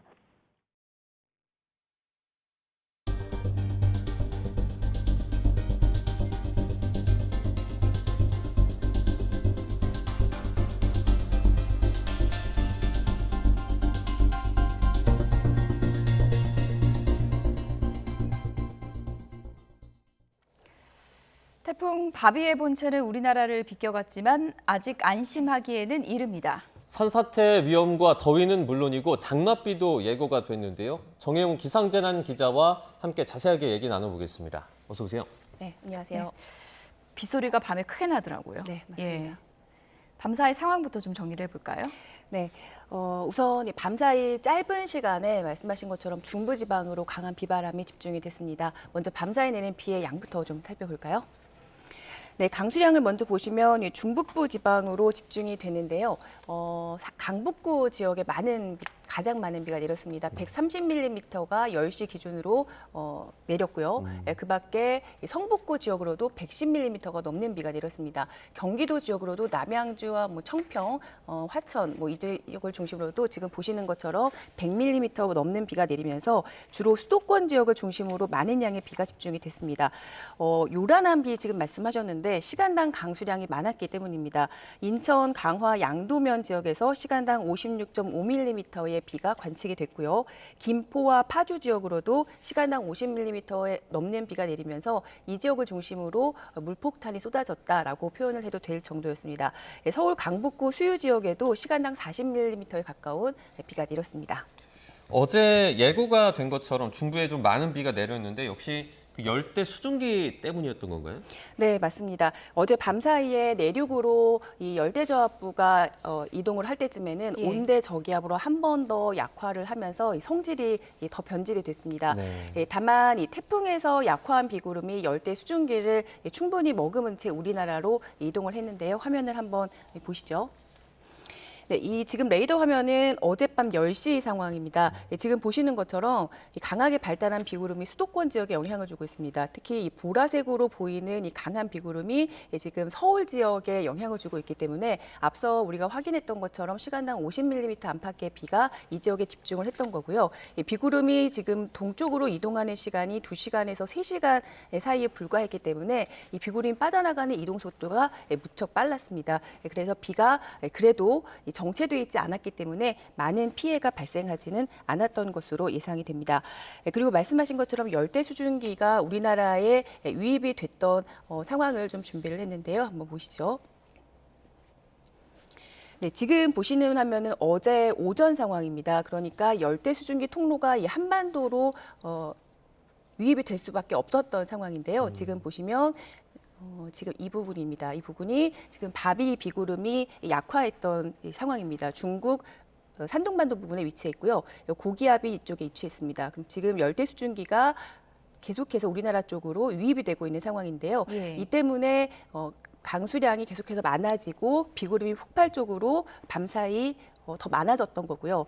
그리고 앞서 지금 영남 지방을 중심으로 극한 폭염이 이어지면서 처음으로 폭염 중대경보가 내려졌잖아요. 네. 이 역시 이 바비가 북상하는 과정에서 5등급까지 발달을 했었거든요.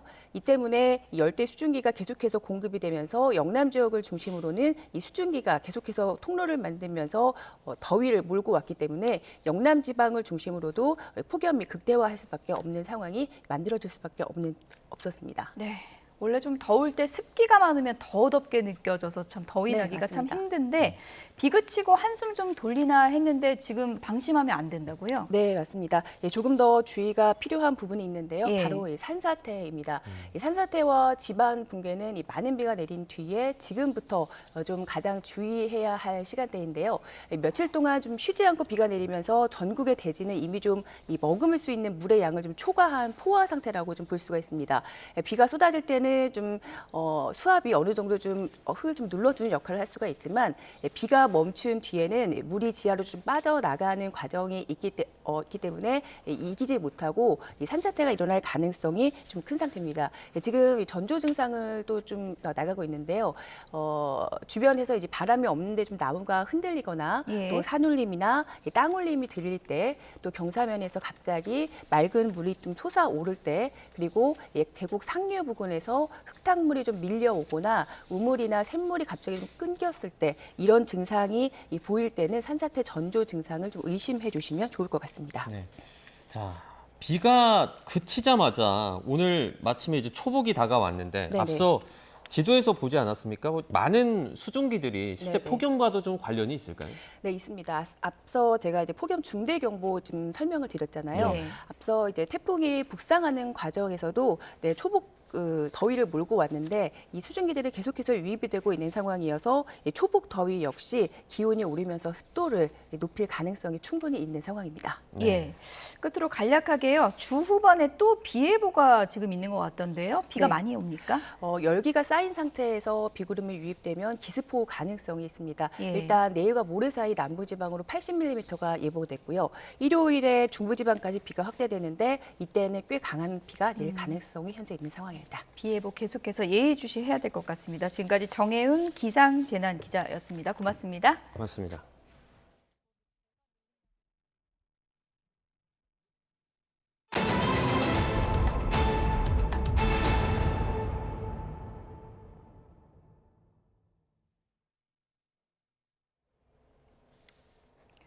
네, 지난 밤사이 경기 북부 지역에 많은 비가 내렸습니다. 주택이 침수되거나 나무가 쓰러지는 등 비 피해가 잇따랐습니다. 경기 수원에서는 빌라 외벽이 무너졌고 곳곳에서는 나무가 쓰러지거나 정전이 발생하는 등 피해가 발생했는데요.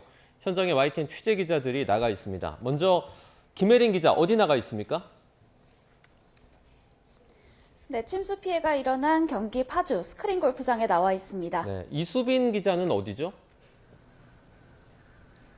네, 경기 수원시 원천동 빌라 외벽 붕괴 현장입니다. 네, 먼저 김혜린 기자, 침수 피해가 났다고 하는데 현장 상황을 좀 설명해 주시죠. 네, 이곳 스크린 골프장에는 빗물이 들이닥치면서 전기가 대부분 나갔습니다. 보시다시피 내부 조명은 물론 스크린 화면까지 들어오지 않아 영업이 완전히 중단된 상태입니다. 어젯밤 침수 피해가 담긴 영상을 한번 보시면 성인 발목 높이까지 흙탕물이 들어차 있는 모습을 보실 수 있습니다. 어젯밤 10시쯤 이곳 지하 스크린 골프장에서 집수정 펌프로 물이 들이닥치면서 침수가 시작됐습니다. 신고를 받고 출동한 소방당국은 양수기 4대를 동원해 밤새 15톤가량의 빗물을 빼냈습니다. 스크린 골프장 관계자는 이곳이 지대가 낮아 폭우가 내릴 때마다 피해를 본다고 상황을 전했습니다. 그곳뿐만 아니라 경기 북부 지역 전반적으로 피해가 상당했죠? 네, 어제 경기 북부 지역에는 시간당 최고 50mm의 많은 비가 내리면서 크고 작은 피해가 잇따랐습니다. 경기 북부 소방재난본부는 어제 오후 4시부터 오늘 아침 7시까지 비 피해 관련 신고가 58건 접수됐다고 밝혔습니다. 도로 장애 신고가 37건으로 가장 많았고 주택 침수 관련 신고도 9건이 접수됐습니다. 신고가 가장 많은 지역은 고양시로 나무 쓰러짐과 도로 침수 등 16건이 접수됐고 파주시와 남양주시가 그 뒤를 이었습니다. 네, 지금까지 경기 파주 현장에서 YTN 김혜린입니다. 네, 이번에 수원으로 좀 가보죠. 이수빈 기자, 그곳에서는 외벽이 붕괴됐다고요? 네, 제 뒤로 보이는 것처럼 폭우와 강풍으로 건물 외벽이 무너져 내렸고 건물 내부에 있는 배관이 훤히 드러났습니다. 떨어져 나온 잔해는 바닥에 그대로 쌓여 있고 추가 붕괴에 대비해 건물 근처에는 통제선이 설치됐습니다. 경기 수원시 원천동에 있는 3층짜리 빌라 외벽이 무너진 건 오늘 아침 7시 10분쯤입니다. 이 사고로 건물 인근에 주차된 차량 2대가 파손됐고 외벽 하단에 설치된 가스 배관이 휘어졌지만 가스 누출은 발생하지 않았습니다. 경찰은 추가 붕괴 가능성에 대비해 빌라에 거주하는 19세대 주민을 대피시켰고 원천동 주민센터에 임시 숙소가 마련됐습니다.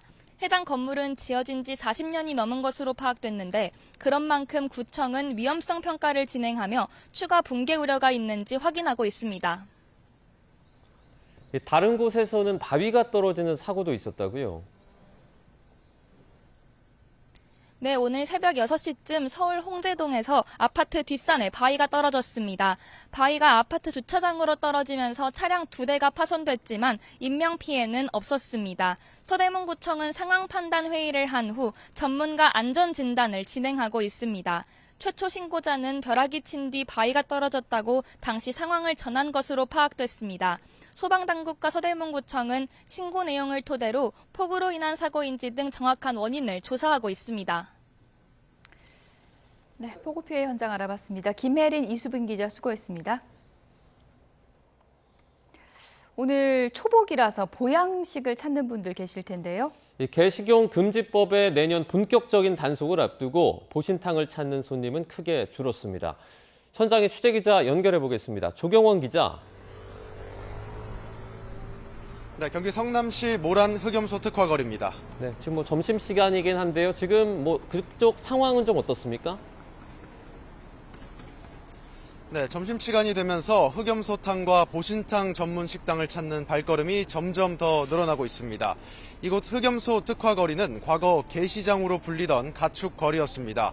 때문에 보신탕이나 영양탕 간판을 내건 식당도 많았지만 지금은 간판을 찾아보기 어렵고 일부 식당 메뉴판에서만 확인할 수 있습니다. 초복인 만큼 식당은 평소보다 더 붐비는 모습이지만 보신탕보다는 흑염소탕을 주문하는 손님이 더 많습니다. 제 옆에 있는 식당의 경우에는 보신탕 한 그릇 가격이 지난 3년 사이 2배가량 올라 현재 3만 원이라 경제적인 부담도 소비에 영향을 미친 것으로 보입니다. 네, 개식용 종식법이 시행된 영향도 있을 텐데 개식용은 내년부터 완전히 금지되는 거죠? 네, 그렇습니다. 개식용 종식법은 우선 지난 2024년 2월 공포됐습니다. 유예기간 3년이 끝나는 내년 2월부터는 본격적인 단속과 처벌이 이루어질 예정입니다.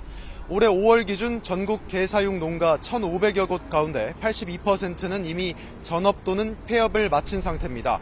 식용 개를 취급하는 유통, 식품 접객업체 수는 지난달까지 4,100여 곳 가운데 23%가 업종을 바꾸거나 폐업한 것으로 나타났습니다. 이 밖에도 도축 등 관련 사업장도 앞으로 차례대로 문을 닫을 예정인 만큼 내년 여름부터는 복날에 보신탕을 먹는 풍경은 사라질 것으로 보입니다.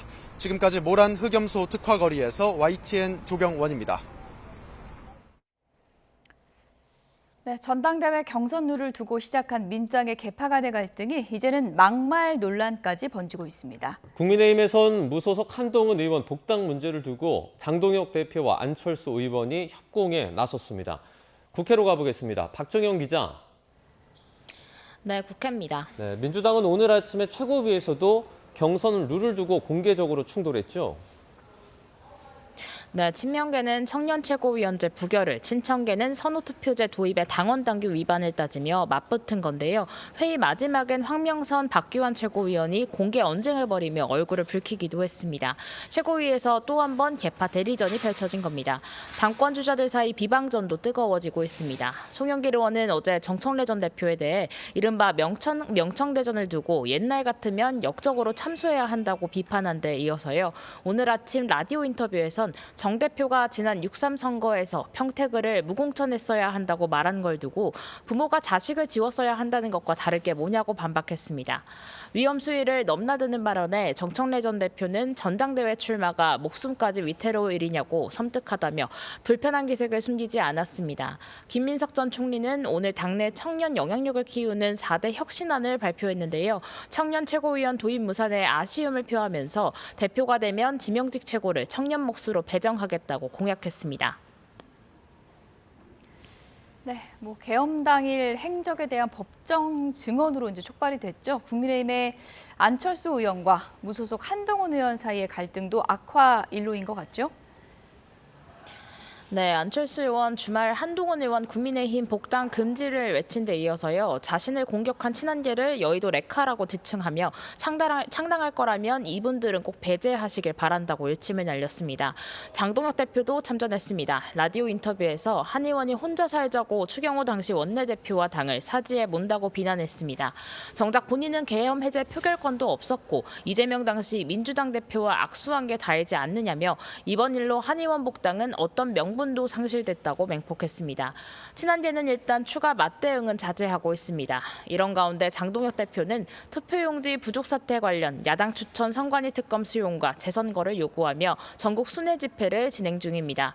인천과 부산에 이어 오늘은 광주로 향합니다. 보안 수사권 존폐 논란도 계속되고 있습니다. 오늘도 법사위가 열린다고요? 네, 국회 보이콧 중인 국민의힘은 빼고요. 민주당 주도로 법사위 소위와 전체 회의가 잇따라 열립니다. 보안수사권 폐지를 담은 형사소송법 개정안 심사도 이어갑니다. 어제 보안수사권 논란을 논의하기 위해 열린 민주당 의원총회에선 예외적인 경우 검찰 보안수사권을 인정해야 한다는 의견이 적지 않았던 거로 전해집니다. 한병도 원내대표는 아침 회의에서 다음 주 추가 정책의원총회를 열고 당내 다양한 목소리와 외부 의견을 경청하겠다고 밝혔습니다. 국민의힘은 검찰 보안수사권 유지를 포함한 형사소송법 개정안을 잠시 뒤 당론 발의합니다. 다만 법안을 제출한 뒤에도 심사를 위해 법사위에 복귀할진 고민입니다. 당 법률자문위원장인 곽규택 의원은 라디오 인터뷰에서 법사위에 들어가더라도 민주당이 또다시 표결을 강행할 경우 결국 들러리가 되는 게 아니냐 하는 우려가 있다고 전했습니다. 지금까지 국회에서 전해드렸습니다.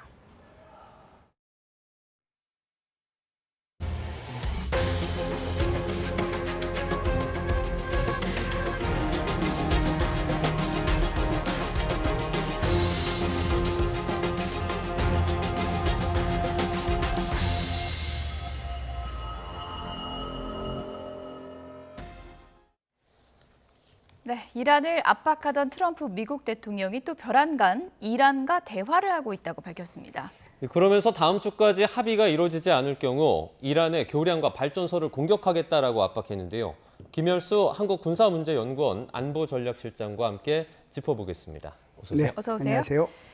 바로 전쟁 개시할 것 같이 하다가 또 이란과 대화를 하고 있다고 하는데 지금 상황을 어떻게 봐야 됩니까? 예, 뭐 트럼프 대통령이 늘 하는 것이 타코잖아요. 예. 그래서 이 타코라고 하는 것이 어떤 때 보면 좀 안 좋을 때도 있지만 상당히 이렇게 많은 사람들한테 기대감을 가지게 해요. 그래서 이 전쟁이 굉장히 오래 갈 것 같다 이런 생각이 들다가도 저 타코하겠지. 그러면 곧 이제 끝날 것 같다는 그런 생각을 갖게 만들고요. 그리고 이제 완전히 초토화시키겠다 이렇게 얘기했는데 보면은 또 좀 뭐 그것도 아닌 것 같고요. 통행료 받겠다고 그랬다가 또 뭐 안 받겠다. 이 전부 다 타코 이란이거든요. 제가 볼 때는 이제 이란을 이렇게 협상장에 나오게 하기 위해서 최대한의 압박을 가하고 있는 그런 상황이다. 예. 이렇게 볼 수 있습니다. 트럼프 미국 대통령이 일단 뭐 다음 주까지 종전합의 안 되면은 그 인프라를 파괴하겠다 이렇게 말을 하긴 했는데 실제 뭐 그 전에 또는 전후에서 이란과 미국이 합의할 가능성은 어느 정도로 보세요? 제가 볼 때는 이제 그것까지 가면은 좀 곤란하겠죠. 지금 트럼프 대통령이 얘기하는 것이 다음 주까지라고 그랬지 않습니까? 네. 그러면은 상당히 시간이 많이 있어요. 오늘이 수요일이니까 다음 주까지라면 거의 뭐 한 10여일 정도 남아 있는 거잖아요. 그 사이에 충분히 타격할 거 타격하고 안 나오면 그리고 나서 이제 시간을 충분히 줬으니까 그리고도 이제 안 나온다면 그때부터는 이제 이 전력시설하고 교량시설 파괴하겠다라고 얘기하는 거거든요. 전력과 교량을 파괴하게 되면 그것이 이제 이란에 미치는 영향이 뭐냐. 모든 물류가, 모든 산업이 다 이제 스톱되는 거잖아요. 아무것도 안 되는 거란 말이죠. 또 이제 그걸 통해 가지고 이란 내에서는 서로 강경파하고 온건파 사이에서도 뭐 이렇게 다툼이 일어날 수도 있는 거고 또 반정부 시위도 일어날 수도 있는 거거든요. 그래서 그런 것들까지 이란의 입장에서 보면 가서는 곤란하겠다는 생각을 이란도 아마 하지 않겠는가라고 생각을 합니다. 그래서 다음 주까지면 아직 시간이 많이 남아있기 때문에 충분히 아마 타결이 가능할 것이다 이렇게 봅니다. 실장님, 7월 달에 저희가 또 이 얘기하고 있을지 잘 몰랐는데 MOU 체결돼서 지금 종전협상 한다고 하다가 이런 얘기 또 하니까 왜 또 저러지 하는 분들 계실 것 같거든요. 종전협상 과정에서 보시기에 누가 잘못한 거예요? 원래요. 예. 그 MOU든 협정이든 조약이든 무엇이든지 간에 양쪽이 서로 나중에 분리할 때 다르게 해석할 만한 것들이 포함이 돼야 사인이 되는 거예요. 예. 그러니까 이번에 MOU도 마찬가지거든요. 그래서 제5항이 가장 이제 큰 문제가 됐잖아요. 그래서 지금 이제 다시 이런 상황이 됐는데 그것은 이제 서로가 다르게 해석할 수 있는 게 있다는 거죠. 그러니까 미국의 입장에서는 자유통항에 방점을 둔 거고 예. 이란의 입장에서는 자신이 조치할 수 있는데 방점을 둔 거예요. 그러다 보니까 내가 조치한다라고 얘기하는 거고 미국의 입장에서는 자유통항인데 이게 무슨 소리냐라고 얘기하는 결국은 거죠. 호르무즈 간격이 그렇죠. 아직도 안 좁혀지고 네네. 그게 이제 제5항에 나와 있는 내용인데 예. 그것 때문에 이제 계속 이런 문제가 생기고 있는 건데요. 제가 볼 때는 이렇게까지 갈 것 같지는 않았다라고 생각을 하는데 예. 이란의 입장에서 보면 호르무즈 해협의 통제라고 하는 것이 거의 핵무기급에 가까운 그런 권력이다라고 하는 것을 뼈저리게 느낀 것 같아요. 예. 그래서 이것은 절대로 양보하지 않겠다라는 그런 차원에서 지금 접근하고 있지 않는가 이렇게 봅니다. 이어서 트럼프 대통령이 또 지상전 얘기를 다시 한번 네, 꺼내 네. 들었거든요. 네. 근데 그러면서 본인들이 직접 들어오는 게 아니라 대신 네. 수행할 어떤 세력들이 있다 이렇게 말을 했는데 뭐 어딘가요? 이스라엘인가요? 어딘가요? 네, 우리가 이제 어떤 생각할 때는 이스라엘이라고 생각할 수도 있는데요. 제가 볼 때는 이스라엘보다는 이란계 쿠르드가 아마 거기 대안이 되지 않겠는가라고 생각을 합니다. 예. 이 쿠르드족들은요, 크게 이란의 서부, 이라크의 북부, 그리고 이제 터키의 남부 이렇게 해서 모여 살거든요. 네. 전체적으로 뭐 인구가 한 4천에서 5천만 명 정도 되는데 사실상 인구 그 정도 되면서 국가를 구성하지 않은 유일한 그 민족, 그게 아마 쿠르드족이라고 볼 수 있습니다. 그런데 이란 내에 살고 있는 쿠르드족들은 800에서 한 1000만 명 정도가 돼요. 인구가 굉장히 많죠. 네네. 그런데도 이들이 살고 있는 이 지역은 자치권이 없습니다. 그런데 이라크에 살고 있는 쿠르드족은 자치정부예요. 자치권이 있어요. 그럼 거기서 자기네들 훈련도 시키고 그러는 거거든요. 그러면은 이란의 쿠르드족들은 어디서 훈련을 받느냐 하면은 자기 국가에서 훈련을 못 받으니까 예. 이라크의 자치정부가 있는 그 쿠르드족 거기에 가서 훈련을 받아요. 그 인원들이 5천 명 플러스 마이너스 정도 됩니다. 그래서 트럼프 대통령이 염두한 것은 바로 이라크에서 지금 현재 군사 훈련을 받고 있는 이란계 쿠르드족 한 5천 명 정도를 염두에 두고 있지 않는가 이렇게 봅니다. 지상군 투입되면 또 다른 문제이기 때문에 이제 네. 많은 분들이 이제 유가 문제도 그렇고 여러 가지 그렇죠. 걱정을 하고 있잖아요. 예. 개인적으로 보시기에는 전쟁 재개 가능성은 낮다고 보십니까? 네, 전쟁의 재개라고 하는 것은 지상전까지 들어가야 되는 건데요. 네. 제가 볼 때는 거기까지는 절대로 안 갈 겁니다. 거기까지 가게 되면 정말 뭐 미군이 큰 희생을 감수하지 않을 수가 없는 예. 거거든요. 사실상 이제 우리 역사적으로 볼 때 이게 공중 공습 그것만으로 전쟁이 끝난 것은 딱 한 군데밖에 없어요. 그게 바로 코소보전이라고 볼 수 있는데요. 78일간의 공중전으로 해서 그게 끝났거든요. 그런데 이제 이란 같은 경우는 코소보하고는 사이즈가 달라요. 몇백 배 차이가 나는 거니까. 그러니까 이제 여기에 만일에 이제 미군이 들어가면은 거의 이제 이라크나 죄송합니다. 아프가니스탄이나 이라크나 여기에 전철을 밟을 수 있는 거거든요. 엄청나게 많은 희생이 동반될 수밖에 없기 때문에 미국은 아마 지상전 안 할 거예요. 그래서 제가 볼 때는 의도적으로 트럼프 대통령이 다음 주까지라고 얘기하지 않았는가. 그래서 시간을 한 10일간 일부러 예. 좀 많이 줬다는 생각이 들거든요. 예. 다시 긴장이 고조되기 시작하면 사실 아까 뭐 핵만큼 위험한 무기일 수 있는 그 호르무즈 해협은 지금 어떻게 되는 건가요? 호르무즈 해협 같은 경우에는 지금 이제 이란 같은 경우는 자신네들이 이제 통제하고 싶어가지고 계속 이제 오만을 끌어들이고 있어요. 예. 근데 오만 같은 경우에는 자기네들이 유엔 이 해양 협약에 가입한 국가로서 아주 이제 여기에 대해서 이제 잘 지키고 있다라고 얘기를 하는 거고, 사실은 이 호르무즈 해협의 이 통항을 보면 원래는 이 이란 쪽으로 들어가는 배는 이쪽으로 들어가고요. 네네. 나오는 배들은 원래 오만 쪽으로 나오도록 돼 있었습니다. 그런데 아시다시피 이제 이란이 거기에다가 기뢰를 설치하고 그러다 보니까 이란의 북쪽으로 캐슘섬 쪽이죠. 캐슘섬 쪽으로 해서 그쪽으로 들어오고 나오고 하는 것을 하나 만들었어요. 그리고 이제 그러다 보니까 오만에서도 그러면은 우리도 나오기만 했는데 우리도 들어가고 나오고 하는 것을 나도 만들겠다 해서 그게 들어오고 나오고 했거든요. 그래서 북쪽은 주로 이란이 통제해 왔고 이 남쪽은 미군이 통제해 왔어요. 그래서 오만의 입장에서 보면은 야 이거 두 개의 통로를 이용을 하자. 그래서 내 여기서 오만 쪽으로 오고 가고 하는 것은 나는 통행료 안 받겠다. 위에 있는 너희들 쪽으로 오고 가고 하는 것은 그것은 자유 통행만 허용을 하되 통제는 해도 좋다라고 하는 것이 오만의 입장이에요.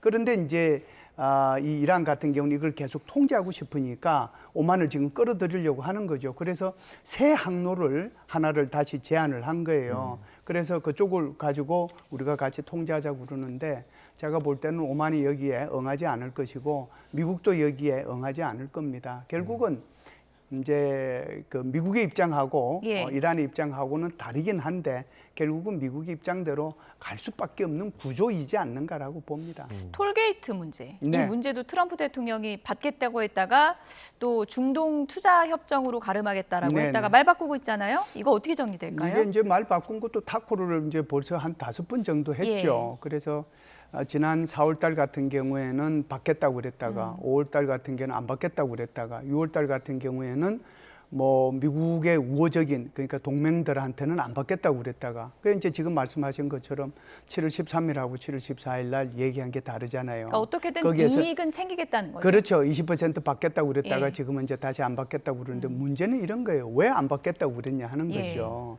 그래서 안 받겠다고 얘기한 것 자체가 지금 걸프 국가들이 미국에 대해서 투자를 할 테니까 통행료 받는 것은 받지 말아라. 그 전화를 자기가 받았다는 거예요. 그렇기 때문에 안 받겠다고 그러는데 저는 이런 생각을 했습니다. 트럼프 대통령이 13일 날 이렇게 20% 받겠다고 그랬을 때 저거는 안 할 거야 라고 딴 생각을 가지고 저걸 던졌을 거라고 저는 생각을 했거든요. 그게 이제 결과적으로는 걸프 국가들이 자기네들이 미국에 투자할 테니까 이건 없애달라고 얘기한 거죠. 왜 그러냐 하면 20% 통행을 받겠다라고 하는 것이 말이 안 되는 거잖아요. 그만큼 이제 자유 통행을 주장을 하고 얘기하고 해왔는데 그러다 보니까 아마 이 트럼프 대통령은 지금 말씀하신 것처럼 결국은 이익을 챙긴 셈이 된다 이렇게 보죠. 트럼프 대통령 관련해서 암살 시도설이 계속해서 조금씩 또 나오고 있습니다. 또 전직 그 이란 혁명수비대 구의 지휘관이 이거 가능하다 이렇게 말하기도 했고요. 이게 뭐 좀 가능성이 있는 얘기인가요? 제가 볼 때는 뭐 가능성은 없다라고 봅니다. 가능성은 없다라고 보는데 이게 워낙 뭐 트럼프 대통령에 대한 그런 시해를 하려고 했으면 벌써 이제 백악관 내에서 이루어졌겠죠. 지금 그 사람 얘기하는 것은 백악관 내에서도 할 수 있다라고 얘기하는 거잖아요. 그런데 이것 자체가 큰 의미를 지녀요. 이제 크게 보면 이렇게 보는 거죠. 외로운 늑대들한테 지침을 주는 거잖아요. 공개적으로. 공개적으로 암살해라라고요. 그게 누구든지 간에.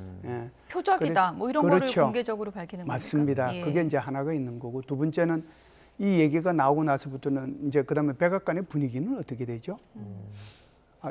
제가 나를 근데 또 서로가 서로를 의심하게 되는 거잖아요. 그래서 에어포스원 막 갈아타고 그런 게 그런 맞습니다. 거죠? 에어포스원을 갈아탄 것은 이제 이게 새로운 그 카타르로부터 받은 거 거기에는 대공 미사일에 대한 그런 방어 무기가 없어요. 그러다 보니까 이제 옛날 기종으로 갈아타고 이렇게 복귀를 한 거죠. 트럼프 대통령이 여기 이란에 대해서 다시 공격을 명령한 것도 사실은 이란이 거기에 지나가려고 하는 그 상선에 대해서 공격을 한 것이 사실상 빌미가 됐죠. 빌미가 되기도 했지만 자신에 대한 이 테러, 암살 이 얘기를 듣고 나니까 트럼프 대통령도 화가 굉장히 많이 난 거죠. 그래서 공격을 다시 명령을 했다라고 볼 수가 있거든요. 그래서 충분히 좀 파기를 시키겠다 그런 생각을 아마 하지 않았는가라고 봅니다. 어쨌든 뭐 대화의 여지는 열어놨으니까 어떻게 마침표가 찍힐지 보겠습니다. 김열수 한국군사문제연구원 안보전략실장이었습니다. 고맙습니다. 고맙습니다.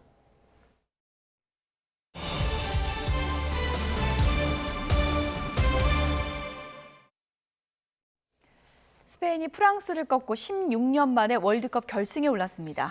강력한 우승 후보였던 프랑스는 3년 연속 메이저 대회 결승 길목에서 스페인의 발목을 잡혔습니다. 이대건 기자입니다. 사실상의 결승답게 팽팽했던 압박전에서 스페인이 먼저 치고 나갔습니다. 전반 20분 야말이 크로스를 걷어내려던 프랑스 수비수 디뉴의 발길질을 맞고 쓰러져 페널티킥을 얻어냈습니다. 오야르사발이 가볍게 차넣어 스페인이 1대0으로 앞서갔습니다. 이후 프랑스는 핵심 수비수 살리바가 부상으로 조기 교체되면서 큰 악재를 맞이합니다. 다급해진 프랑스는 반격에 나섰지만 스페인의 촘촘한 수비를 뚫지 못했습니다. 오히려 후반 13분 스페인이 특유의 패스게임으로 추가골을 만들어냈습니다. 올모와 2대1 패스를 주고받으며 수비진을 무너뜨린 포로가 오른발 슈팅으로 프랑스 골망을 또 흔들었습니다. 결국 2대0 스페인의 완승. 스페인은 4강전까지 단 한 골만 내주며 2010년 남아공 대회 이후 16년 만이자 역대 두 번째 결승에 올랐습니다. So I think Spain did great today. I thought Lamine Yamal was going to score, if I'm being honest, but I did say that Oyarzabal was going to score, and he did. So I'm very happy for that. 3년 연속 메이저 대회 준결승전에서 프랑스를 잡아낸 것도 스페인이었습니다.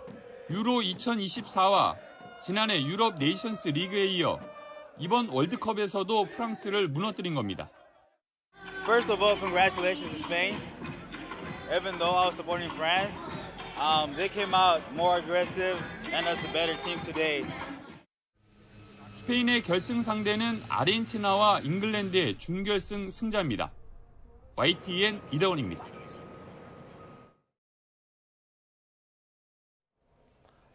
한국 축구 쇄신을 위해 출범한 K축구혁신위원회가 대한체육회와 함께 차기 축구협회장 선거 기한을 연장하기로 했습니다.